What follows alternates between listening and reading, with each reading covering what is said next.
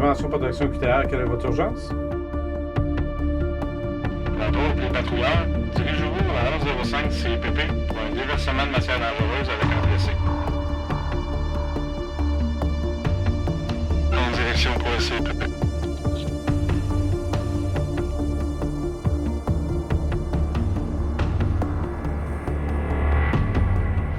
On voit c'est une intervention en matière dangereuse. Les agents, eux, ce qu'ils vont faire, premièrement, c'est de sécuriser les lieux. Donc, s'il y a lieu de procéder à l'évacuation de la victime des autres occupants du local, les agents vont procéder. Vont faire le lien avec notre service des matières dangereuses, là, qui vont pouvoir venir récupérer l'élément qui est dangereux, puis vont prodiguer les premiers soins à la victime. Je m'appelle Samuel Brouillette, je suis officier au service de prévention et protection. Pascal Daigle, directeur du service de prévention et protection de l'UQTR. Catherine Junot, agente au service de prévention et protection.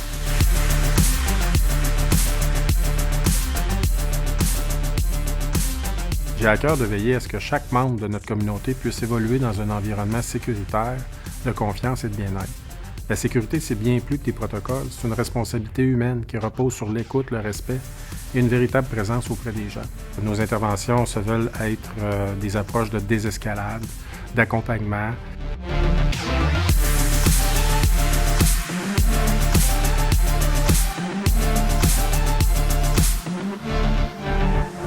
On mise sur une approche bienveillante, communautaire, sans jugement et de proximité. Ce qui est méconnu du travail des agents du service de prévention et protection, c'est le volet intervention.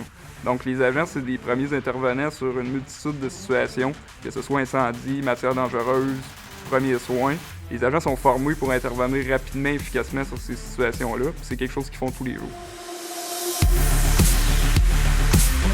Ce qu'on souhaite, c'est que la communauté universitaire soit en mesure de nous faire part de leurs craintes, de leur détresse et de leurs difficultés pour être en mesure de les diriger vers les bonnes ressources, que ce soit à l'interne ou à l'externe. Ce qui est important, c'est d'être proactif. Donc, notre service mise beaucoup sur la prévention. Donc, les agents vont faire des patrouilles, des rondes, des inspections de différents systèmes pour s'assurer du bien-être de la communauté universitaire, puis d'éliminer les risques à la source.